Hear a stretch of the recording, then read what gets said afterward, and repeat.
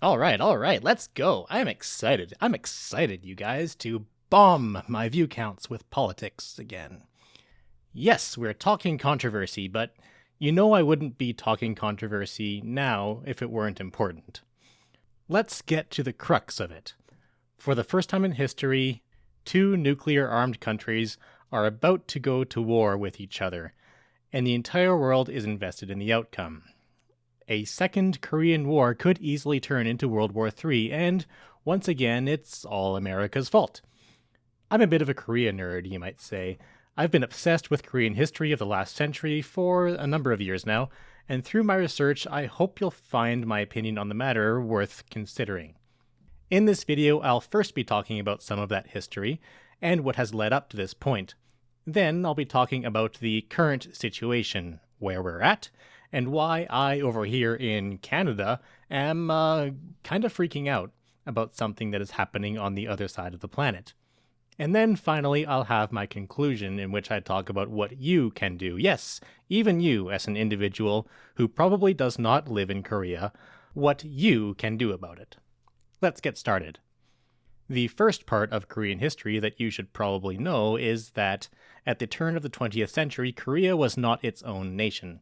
It was, in fact, an imperial colony of the Japanese, and the Japanese were not benevolent masters.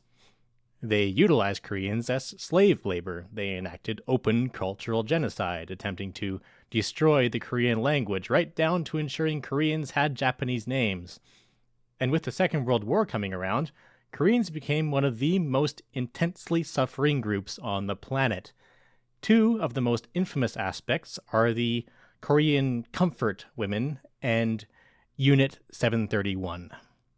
I won't get into the details of these two particular things because they're both truly horrendous, and this is going to be a long video as it is, but if you want, and you feel you have the spoons for it, please do your own research into comfort women and into Unit 731, as Japan to this day continues to deny responsibility for these atrocities. After decades of these and many other horrors, in the wake of World War II, Korea finally won its independence.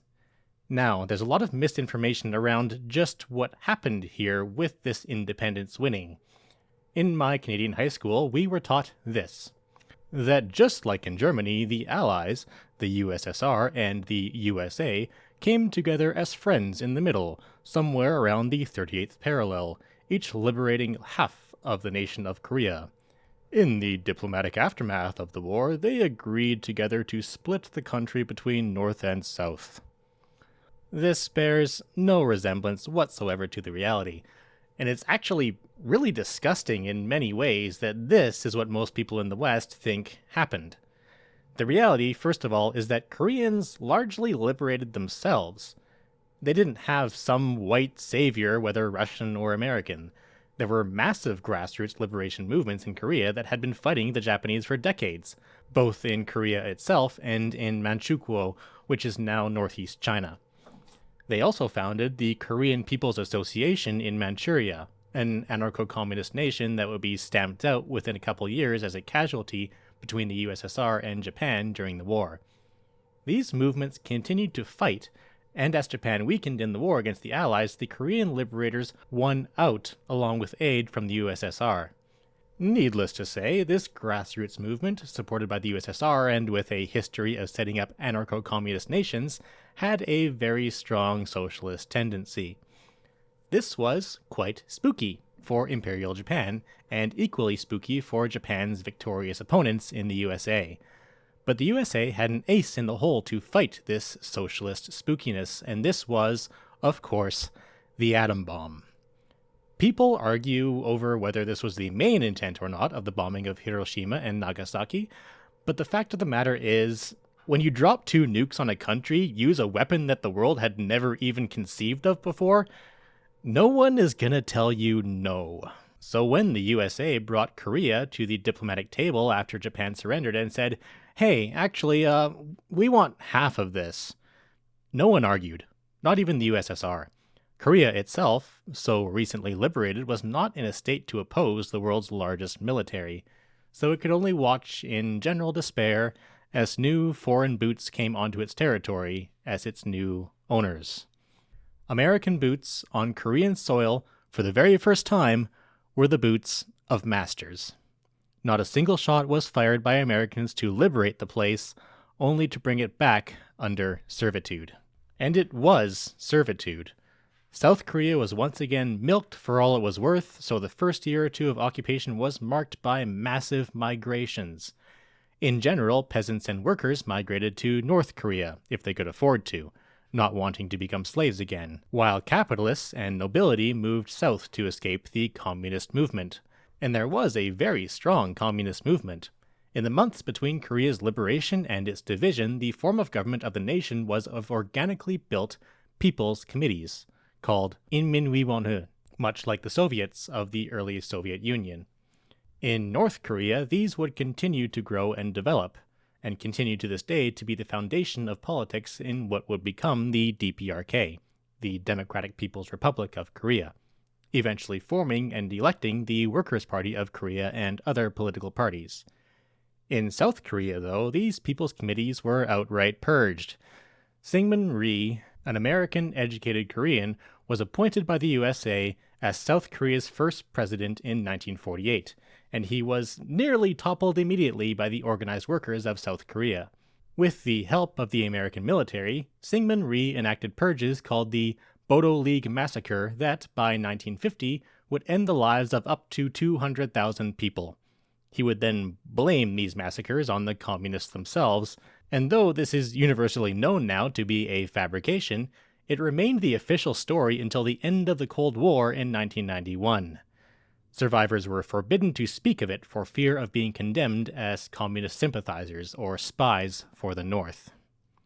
South Korea suffered under the yoke of the USA, experiencing deep poverty through its economic exploitation, primarily for its agriculture and foreign labor, and as a military staging ground.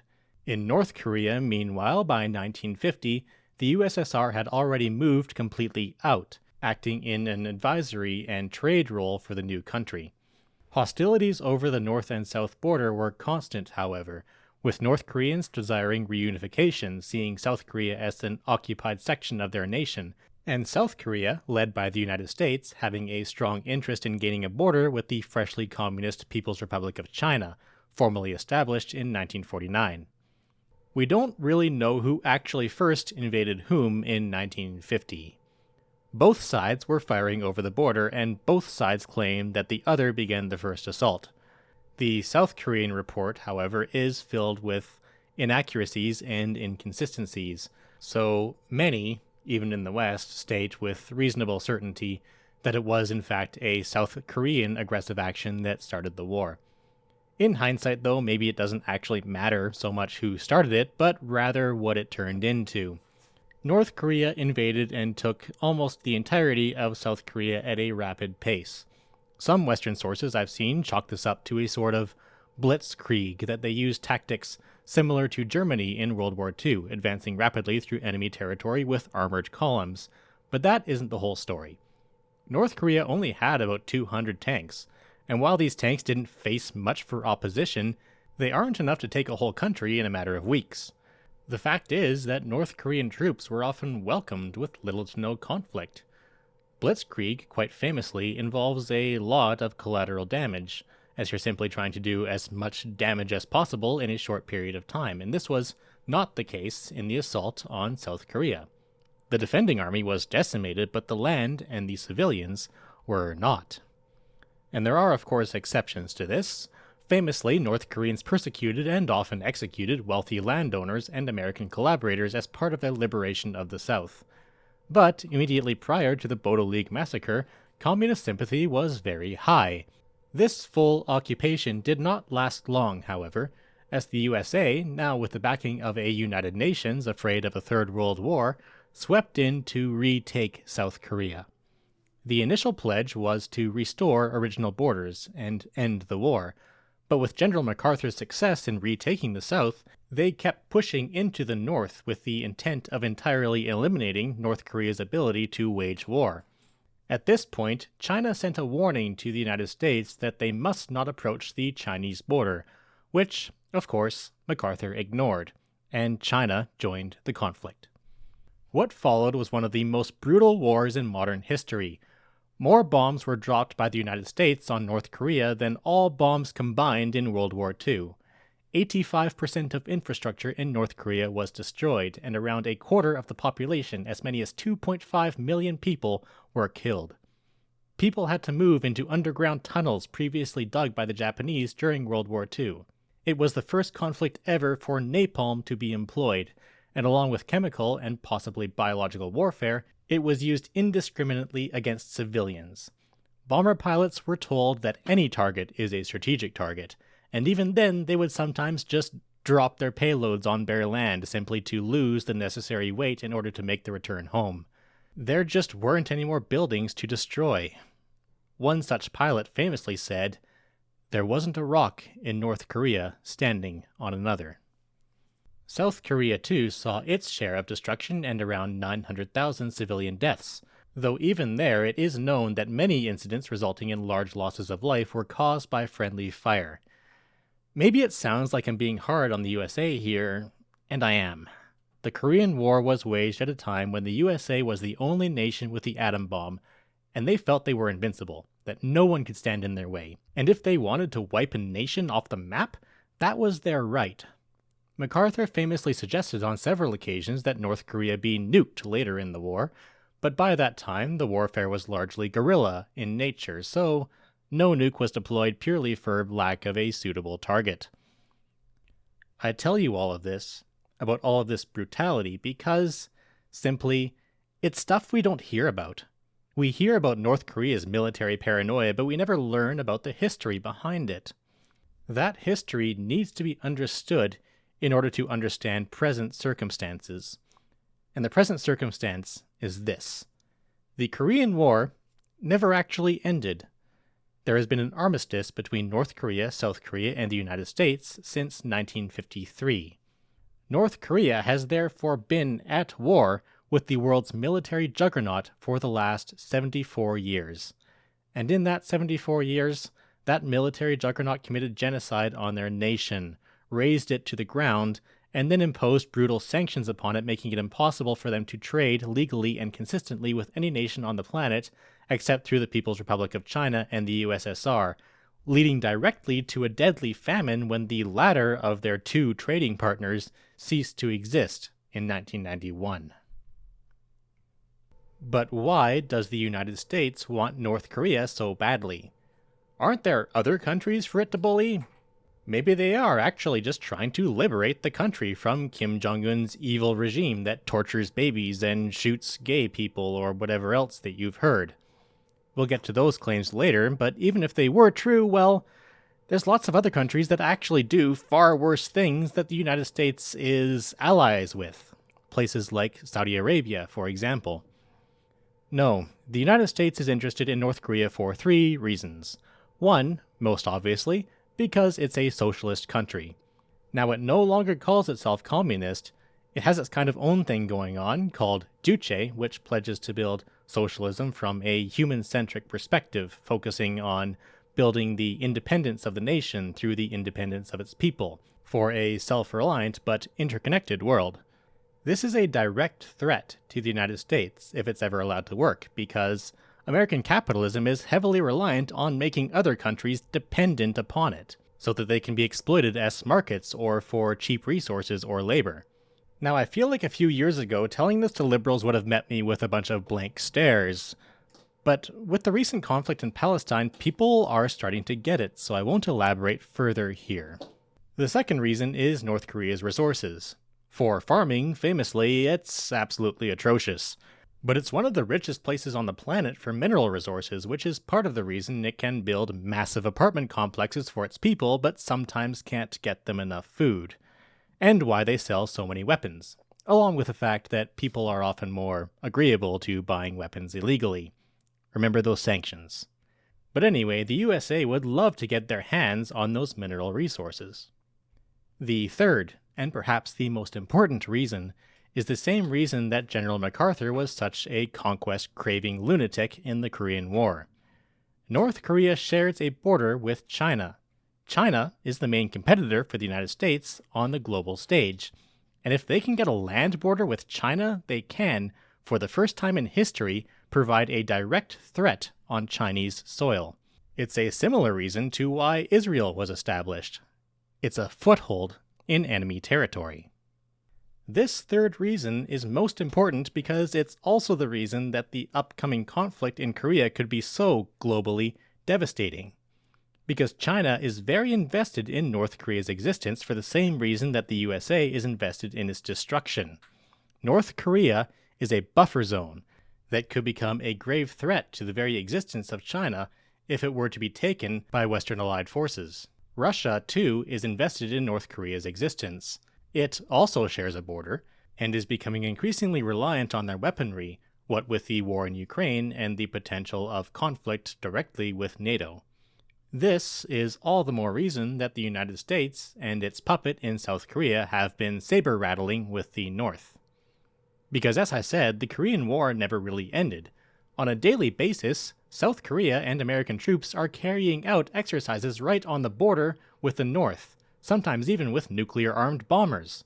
They have kept the threat of war constant for 71 years.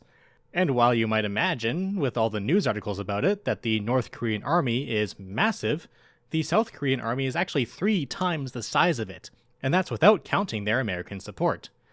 But we don't hear about this. All we hear about is the response from the North. Response to what? Who knows? But these North Korean politicians sure seem crazy, huh? Talking about how, if South Korea and the United States don't cease their provocations, they'll fight back. What provocations? I never heard about any provocations. But the provocations are happening every day, and they are escalating. Russia presently has its whole military force invested in Ukraine, and China is growing stronger by the day.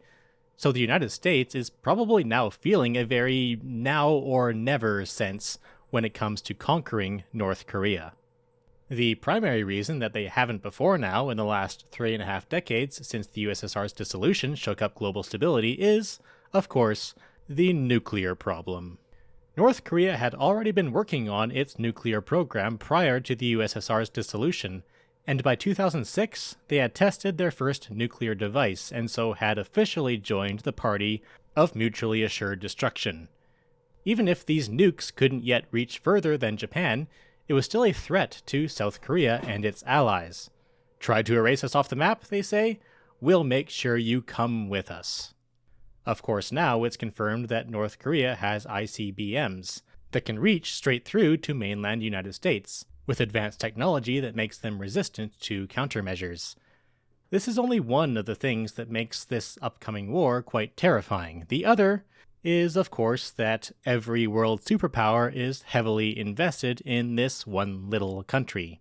The United States, and therefore the global West, wants to demolish it because of its strategic and economic importance, while Russia and China and their allies want to defend it for the same but opposite reasons. That is, for the buffer zone and the mineral and weapon trades. A war for North Korea, then, could very easily lead to a boots-on-ground conflict between these global powers, the USA versus Russia and China. This is different from Ukraine. Ukraine is a very agriculturally important nation and does border right on Russia.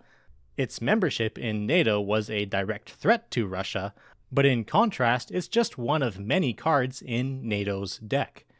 Poland, and now Sweden and the Balkans, all have NATO membership as well, so even if Russia completely took Ukraine, it wouldn't be the end of the world for the USA. And on the other hand, if Ukraine maintained its independence and NATO membership, it's just one more on the list of neighbors for Russia to worry about. Korea is different. For one thing, it being taken would mean, for the first time, the United States has an effective land border with China, threatening it directly. For another, the only access the West has to it is via the ocean, whereas with Ukraine, if any European country wanted to support it, they could use their own land borders, which couldn't be stopped by Russia unless Russia also wanted to declare war on the supporting country by attacking them on their own territory. But when shipping by sea in international waters, all bets are effectively off. The military conflict between superpowers would begin immediately, just to supply, or to prevent supply, to North or South Korea. And of course, there's the nuclear concern. Ukraine gave up its nuclear armaments, so it couldn't use them in the case that its very existence is threatened. In the case that the DPRK believes itself about to be destroyed, there is no reason to believe it will hesitate to use its nuclear armaments. All of these volatilities taken together spell an almost certain global war between superpowers in the case that North Korea is invaded, to the point that one might wonder why anyone would consider the risk to be worth it. But things are coming to a head. On January 15th, the president of the State Affairs Commission of the DPRK, Kim Jong-un, announced his support for a constitutional change that would remove references to peaceful reunification with South Korea. This is monumental and highly concerning, because not only was the ideal of peaceful reunification in the Constitution of North Korea, it was central to state rhetoric and propaganda. The nation itself is led by an alliance of political parties and popular organizations known as 조국통 일민주주의전선, or the Democratic Front for the Reunification of Korea. They were vocally committed to this peaceful reunification, even advocating for South Korea to keep its economic system if it meant that Korea could become whole again without conflict. As a Canadian, I can't help but liken this decision to if our Prime Minister tomorrow announced that he would be putting an end to the Canadian ideal of peacekeeping. Whether it's effective or not doesn't matter. Not only is peacekeeping central to our identity as a country, but if not peacekeeping, then what? If not peaceful reunification, then what? And what isn't that North Korea is going on the offensive here? They made that very clear in their address. This isn't what's happening. Even if you think they will be stupid enough to attack a country with 3 times the military strength and more advanced military technology than they have, that's also backed by the most powerful country in the world, they are and always have been persistently on the defensive. They are the national equivalent of a cornered animal, snarling and spitting and making all kinds of terrible noises in hopes that you'll just leave them alone. And here in the West, our news reports have the cameras just zoomed in on that animal's face, so all we see are the fangs and the slobber. So we laugh and go, what the hell? Has that cat gone insane, or what? We have to support the North. I know maybe going into this video you knew I'd say this, and maybe it still sounds batshit to you, but then again, we live in a batshit world. 20 years ago, in the wake of 9/11, if you told American liberals that actually Israel is the bad guy and the Islamic terrorists, Hamas, and the others in Palestine and the Middle East are actually the oppressed party, you'd be lucky if they only called you a dumbass. No, they'd have called you all sorts of names, and probably similar names to what some of you might be ready to call me now in the comments for supporting the evil, tanky dictatorship of the batshit insane freedom hater, mentally ill. But just like the Islamophobic liberals of the aughts, this is just what you've been told to believe by a vehement media campaign. It is extremely important to the USA that you believe Israel to be a force of benevolence in the Middle East, and it is extremely important to the USA that you believe that North Korea is an evil dictatorship bent on destroying the world. In fact, almost any information you get about North Korea's brutality is going to be from one of 2 places. One, a news outlet called Radio Free Asia. Their sources are sometimes from tabloids in South Korea, or sometimes they just make up their own stuff, but they've been caught in lies more often than they haven't.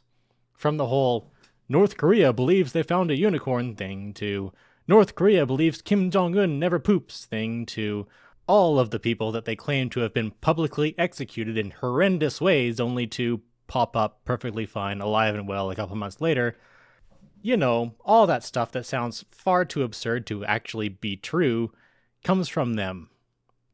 A lot of other absurdity, though, comes from our second source, defectors from North Korea. First of all, let me quickly cover the propaganda of the phrasing itself. In countries that we like, immigrants, off the books, are called expats. But from places like North Korea and Cuba, They're called defectors to make it sound like they came from some military hive mind. But anyway, defectors from North Korea to South Korea have a very hard time in life. Their accent places them, and people are highly biased against them. They often can't find a job or good housing, and just like it's illegal for people from North Korea to leave for the South, it is illegal for people from South Korea to leave for the North, even if they were originally from the North.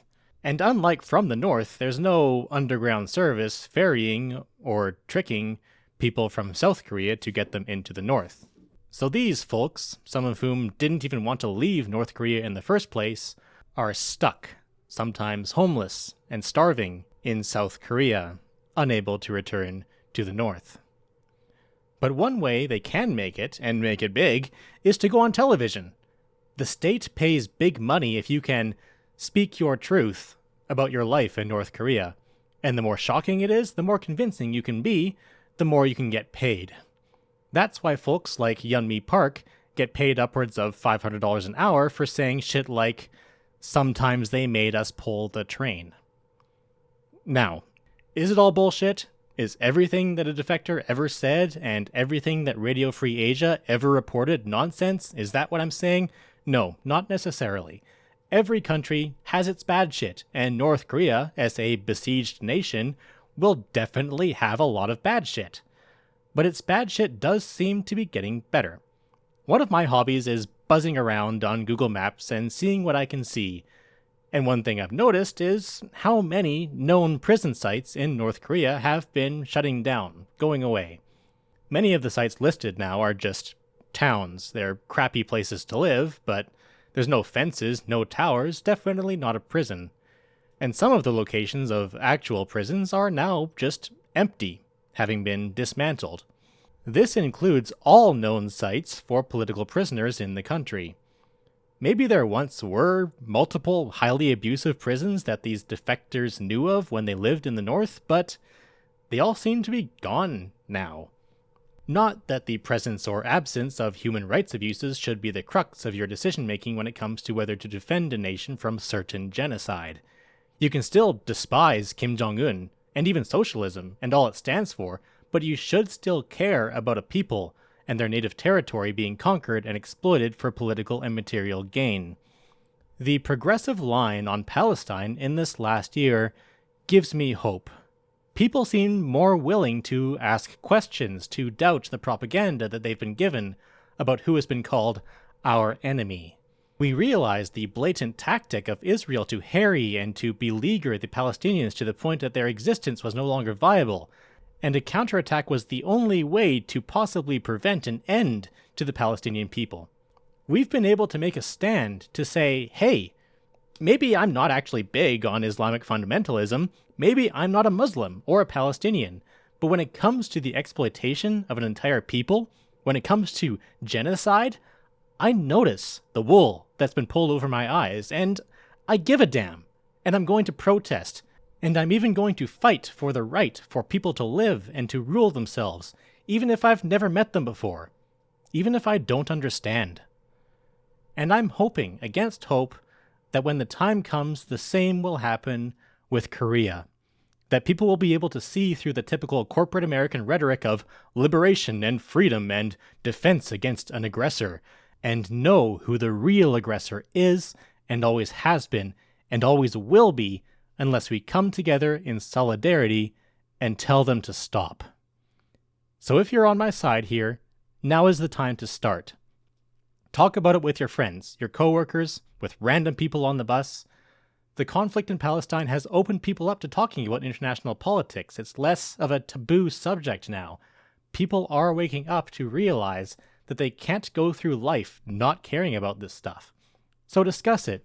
Inform people. And inform yourself, too. Do your research. Admittedly, it's hard to do with North Korea, but a good place to start is a book called North Korea, Another Country by Bruce Cumings. You can also read the Constitution of the DPRK in English, and I'll link to that in the description. To better understand current events and culture from the North Korean perspective, there's two YouTube channels that I really love. Phuong DPRK Daily, and DPRK Explained. For documentaries, also on YouTube, there's My Brothers and Sisters in the North and Loyal Citizens of Pyongyang in Seoul. Finally, protest. Even without an active conflict in Korea yet, sanctions on North Korea continue to cripple it, to starve their population, and the American government fully believes that if there's one thing it has in the propaganda bag, it's that people properly hate North Korea. So bring it up to your organizations. Prove them wrong.